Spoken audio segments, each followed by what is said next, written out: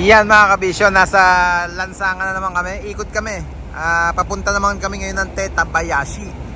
Yan, mag-iikot tayo sa mga tropa natin na nagyayarda. Check tayo ng mga unit doon, accessories. At nasa stopover ulit kami ng mga truck. Medyo madalang yung truck na papunta rito. Hindi kagaya doon sa Tokyo to Osaka. Yun, nung nakita nyo yung video namin last time, medyo madilim lang. Pero napakarami talagang truck. Ang dami namin nakasabay. Yan, yung mga Isuzu dito mga kabisyo, wala na yung kamukha nung cabin or yung model na kamukha ng Taguro. Yung Giga na Isuzu, Giga Max ba yun tawag doon? Yan, puro ganito na nang lumalabas, mga new face na. At sa super great naman, super great. Ito, mga bagong modelo na rin. Ito, super great tong isa doon, tsaka yung isa doon, yung wing van.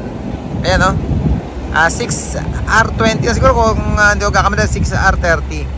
Gawa nung 6R10 meron na sa atin eh. Pero ito ibang modelo na naman to. Yan, basta yung Giga at Isuzu at super great iba na. Or wala nang old na ganong model dito sa Japan. Puro ganyan na karamihan yung nandito. Tsaka yung UD. Yan, UD trucks, Hino. Ang gaganda ng mga unit talaga dito.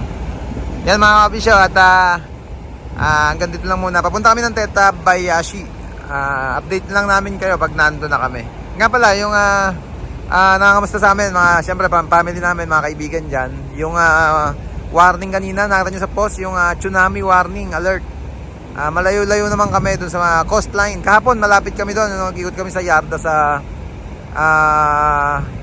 Kobe na ba yun? Kobe, Japan kami kahapon. Yan, medyo malayo. Doon kami malapit kahapon sa coastline. Pero ngayon, malayo kami. Nasa parang mainland na to ng Tokyo, Japan. Malayo kami sa coastline. Yan, goods na goods kami ni Rising Sun dito sa Japan. Safe. Yan mga kabisyo. Yan